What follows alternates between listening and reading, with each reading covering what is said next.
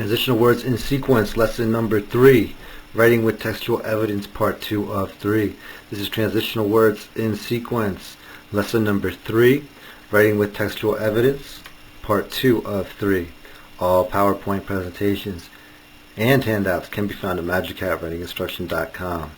Go to magichatwritinginstruction.com for a copy of the PowerPoint presentations and all the necessary handouts. Transitional words in sequence, lesson number 3, writing with textual evidence, part 2 of 3. Transitional words in sequence, lesson number 3, writing with textual evidence, part 2 of 3. The objective is with the focus on the process of selecting evidence. Use transitional words in sequence to write a paragraph with textual evidence. So today we're really going to focus on the process of selecting the evidence and then writing the paragraph using textual evidence. The handouts are sentence starters number 1, article number 1, and the textual evidence model paragraph. These are the same 3 handouts from part 1 of lesson number 3. Same 3 handouts. All handouts can be found at magichatwritinginstruction.com. Again, all handouts can be found at magichatwritinginstruction.com. So in our last lesson with writing problem number 1, we just selected evidence from 1 paragraph. Now we're going to select evidence from 3 paragraphs. So writing problem number 2, use evidence from the rest of article 1, that's paragraphs 2, 3, and 4, and explain why the author thinks cell phones should be banned from school.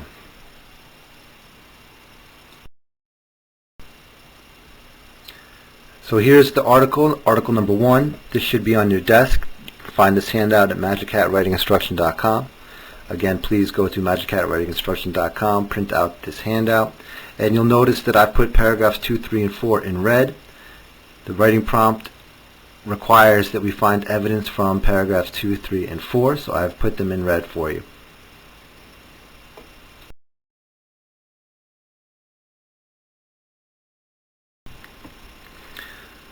In our last writing prompt, we only had 1 paragraph to choose TE from, so now that we have more paragraphs, we're looking at 3 different paragraphs, you really need to underline or circle potential TE for your paragraph. So as you read through the 3 paragraphs, underline or circle potential TE for your response.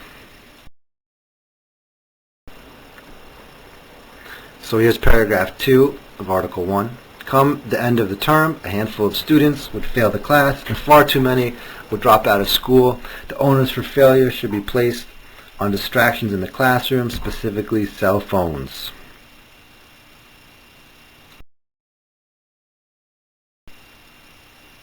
Now paragraph 3. Parents think of cell phones as a connection to their children in an emergency, but I wonder what the last situation was that genuinely called for an immediate phone call to a child. In most cases, contacting the hospital or the police would seem more urgent, and parents can always call the school's main office to reach their children.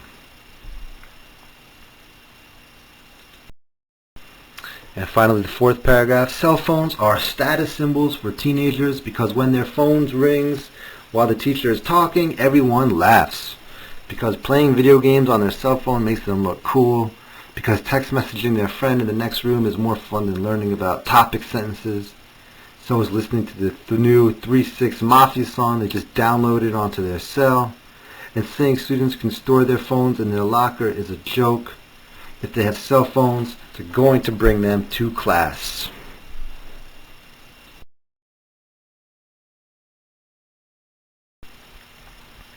Okay, now go back and reread the 3 paragraphs we just read together and isolate TE times 3. So what I want you to do here is to underline or circle 3 different examples of TE that you think best capture the various reasons Ms. Sakia thinks cell phones should be banned. You don't necessarily have to underline 1 TE per paragraph, but that's one way to go about it. For each paragraph, choose 1 TE.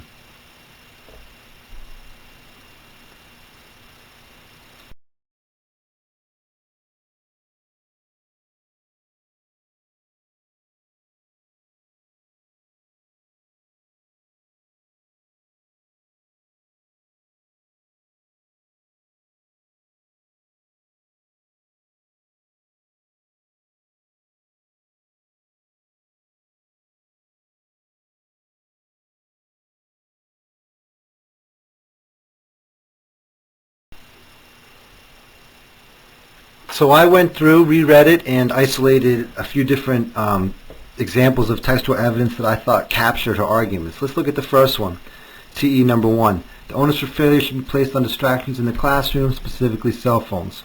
I mean, throughout the article, this is obviously one strand of her argument. Cell phones are a distraction, and they do not help students learn. Now, the second strand of her argument, TE number 2. Parents can always call the school's main office to reach their children. The point here is that cell phones are not needed for emergencies. This is a pretty good argument, and she's combating, I think, the potential argument on the part of parents that then cell phones are needed for emergencies. She's trying to preempt that, cut it down before it can even get there by saying parents can always call the main office to reach their children. And then the third argument that I thought Ms. Sakia was making was that basically cell phones are status symbols. Now this one sort of goes along with the first TE here, that they get in the way of learning. They're not really appropriate for school. But it's a little bit different also because she's saying here not so much, she's emphasizing not so much that cell phones have games and whatnot, but that they're status symbols and that that's not a good thing. Now I'm going to write a response, and I'm going to select the second TE just because I think it's kind of interesting TE, and I'm going to show you how we can use that second TE to write a response to our prompt.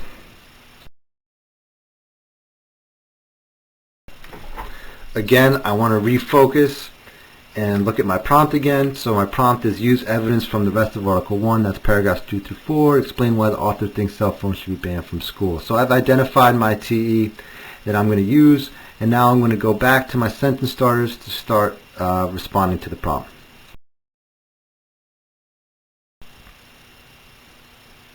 Again, since we're still really starting with textual evidence, I'm going to ask that you take out your sentence starters number 1.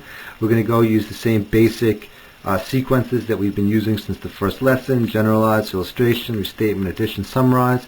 And as you remember, hopefully, the evidence is going to go in the second sentence.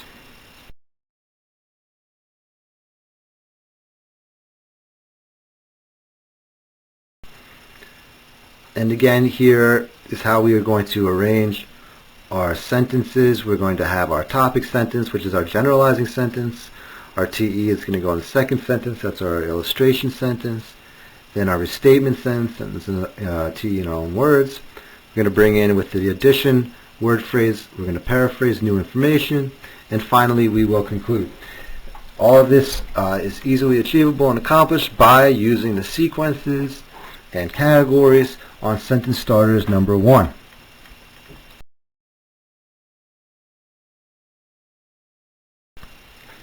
So I'm going to go through and model the response and put TE into our second sentence, use our basic categories and sequences from sentence starters number 1.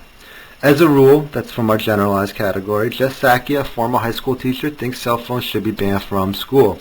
I didn't change this topic sentence from the last lesson because I didn't have to. It's basically the same prompt so far. The only difference really is the evidence is coming from a different location. In the last writing prompt, I had to take the evidence from paragraph 1. So therefore, everything that I wrote in sentences 2, the evidence sentence, 3, the restatement, 4, the addition, and 5, the conclusion, all of those sentences were different because I was using different evidence. The first sentence, though, now can remain the same.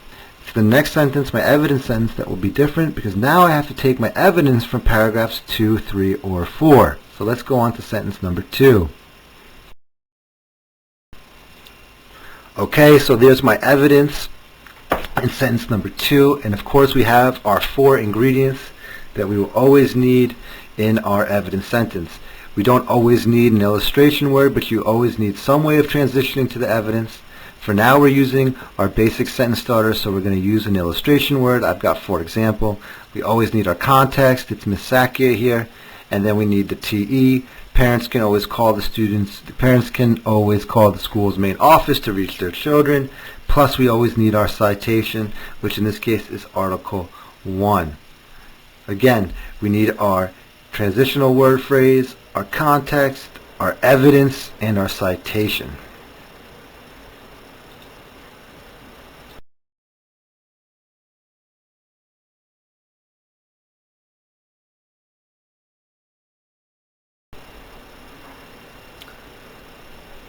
So here's what it looks like when it's together with our topic sentence. As a rule, Jasakia, former high school teacher, thinks cell phones should be banned from school.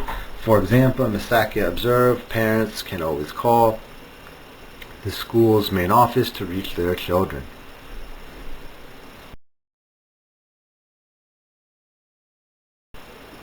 Sentence number 3, the restatement sentence. Now I'm going to take my evidence, parents can always call the school's main office to reach their children, and I'm going to restate it and try to draw it out, connect it in this case to our main idea. Our main idea is that cell phones should be banned from school. So how do I connect parents can always call the school's main office to reach their children to cell phones should be banned from school? Well, in other words, students do not need their cell phones for emergency situations.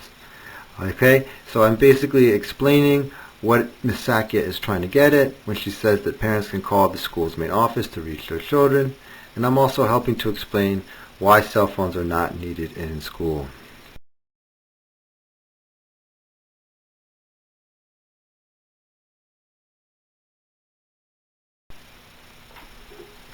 Now, I've been talking a lot lately about how you can paraphrase information for that fourth sentence.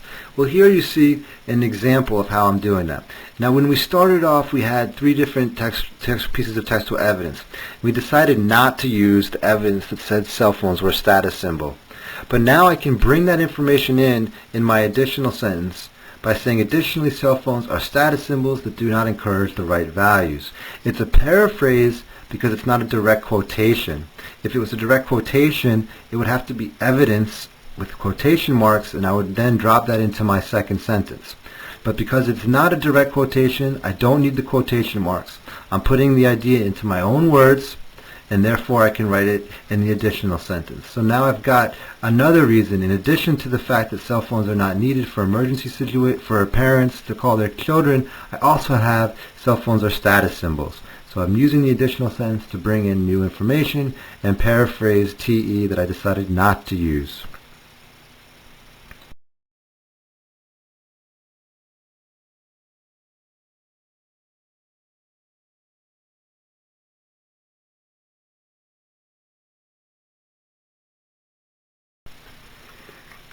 And finally, I conclude with my sentence, my resonating sentence that hopefully will stick in the mind of the reader and re-emphasizes my main idea. Here I've got, in fact, cell phones are useless symbols of materialism.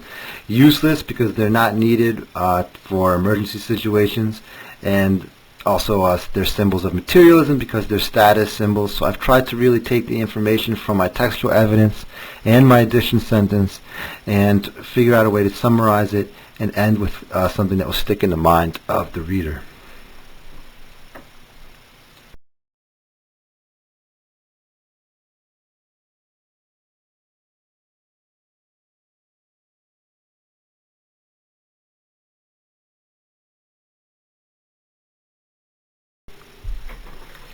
Okay, before we move on with textual evidence, there's a few things you really need to do. You need to start to figure out how to put textual evidence into the paragraph on your own. So, I'm going to ask that you go back and read the entire article, paragraphs 1 through 4. Select new TE, that's TE that we have not used so far. And for each TE, for each piece of textual evidence, write one paragraph explaining why Jess Sackett thinks cell phones should be banned from school. Now, your opening sentence, your topic sentence might be the same for each paragraph, that's fine. But just make sure that you write a different paragraph for each TE. So a total of 2 paragraphs, one for each TE.